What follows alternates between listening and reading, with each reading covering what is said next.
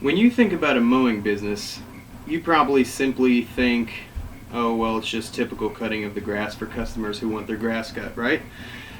It does a lot more than that. Mowing grass actually involves a lot of communication. In a website called mindtools.com, it actually talks about small talk goes a long way. And when we talk about small talk, obviously you hear the word talk. That involves some communication. So when we think about that, we have to make a good first impression. Just like anybody else who does business on any business adventure, you always have to make a first good impression. But the thing is, when we first get a new customer and we cut their grass, we need to know exactly what they want. We need to connect with them. We want to take a few minutes to learn about them, to learn what their needs are, to learn what their wants are, and to learn what we need to do to make their grass looking exactly the way they want it to look. So when we go out there, we connect, we have a few moments together, and then we get going. But before we do that, a lot is involved. We also have to pack up, we have to get whatever we need to do the specific job. Now, in a book written by Owen E. Dell called How to Start a Home-Based Landscaping Business, there are two purposes of communication in this business. The first one is to provide information. Just like anything else, you have to provide the proper information to that customer. Now, once again, this is after we learn about the customer, we connect with the customer, we introduce ourselves properly and professionally. So we provide information, and then the other purpose is to receive information back. So when we do that, we inform. We let the customer know when we will be there. If we say we are going to be there at a certain time, just let's say trim your hedges, we need to be there at that certain time on that day. So if I say, hey, Mr. Smith, we'll be there Tuesday at 9 a.m. to trim up these 3 hedges, we better be there Tuesday at no later than 9 a.m. to trim up those hedges for him. Second, it clarifies. It says what specific tools we need. Just like when I said that we have to bring specific tools and pack up for specific things we do, we grab those specific tools from the garage, from the shed that we go to. Personally, from where I'm from, we have a garage that we have all the tools we need. So if I were to say, hey, Mr. Smith, we'll go ahead and trim these branches up for you, we better bring the proper either cutting tools, chainsaw, whatever we need to get that tree down, whether how big or how small it is, and haul it away for him. Thirdly, it verifies, and this is a big one, and of course everybody cares about it. It's price. Now, when I say verifies the price, we need to do that before we start. A lot of people want to know what the price is going to be before we even start doing it, because sometimes if we get done with the job and we haven't set a price and our price is just too high for them and they say, well, I didn't know that, well, I'm sorry, but we already, we provided the services already. So verifying the price before you start anything is a plus. I actually, just on a recollection, about a few weeks ago, I actually had a job that I had to trim up about 15 bushes and cut a few branches down. He kept wanting to know the price, and I told him, absolutely, we'll get you a price. Let me go look around, let me see what all you got. I'll get you a price for you.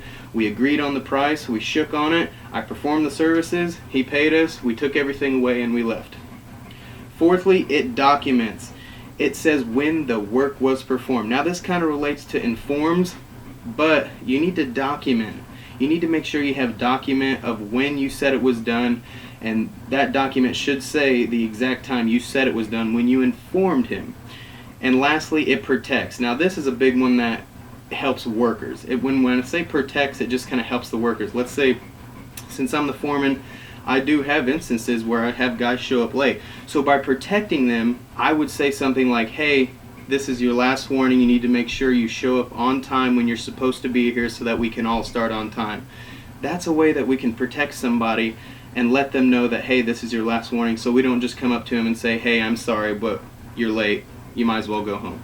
So that's what protects means. So those are the 5 right there. It informs, clarifies, verifies, documents, and protects. And those 2 purposes are obviously to provide information and to receive information back. Now, just some insight on kind of what we do in landscaping and lawnscaping, of course, because we deal with both. We don't just, as I said in the beginning, we don't just go there, we mow your grass and we leave. There is a lot of communication that goes on between, most of the time, myself, sometimes the owner, and those other people. A lot of times it has to do with whether they're calling us for a specific project they have. A lot of times we just do go there, we mow, And if they're there, yeah, we chat with them for a little bit, but a lot of times they will call us, the project manager, which I am as well, they will call me and say, hey, I need this done. And that's when the whole process starts. So that's when everything I just talked about, those 5 steps, that's when all that communication process really starts. Now, obviously, the whole idea of communication is to make sure we have going what we want to do and make sure we do what they want to do. Now, with that being said, in another website called biolandscape.com, it's a blog by Joseph Barnes. He says communication is vitally important, and that's exactly true, because in landscaping business and landscaping, it's so rare that you have someone just call and say, hey, I need this done, and they give you a price over the phone. That's so rare, because you need to go look at what they have. You need to make sure you're not underpricing them. You need to make sure you're not overpricing them as well. You know, they could just have a little small $25 house to mow, and you're sitting there on the phone going, yeah, $75 will be fine. You don't want to do that. So he says, when bringing your issues to the contractor, your property's landscaping may already be at risk. So with that being said, by the time they see a problem, let's say overgrown weeds, or maybe their bushes are dying, or maybe they have fungus or disease in their trees, when they see that problem, they might let it go for a long time. So this is why communication is really important, is so that we can go there and we can verify what needs to be done. Because if we go there and they think it's going to be a small job, but let's say for example there's shrubs in their whole front of their house, or maybe even the side of the house, they could all have fungus and disease, and it could be spreading from shrub to shrub to shrub all the way until their shrubs are gone.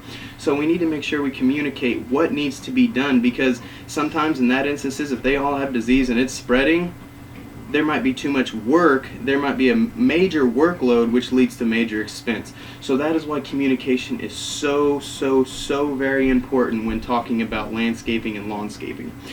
So with that being said, landscaping and lawnscaping is not just something that we go there and mow a person's house. There's a lot of communication that is involved between myself or any other of my workers and the customer that we are performing the work for. So with that being said, what are your views on landscaping and lawnscaping? Thank you.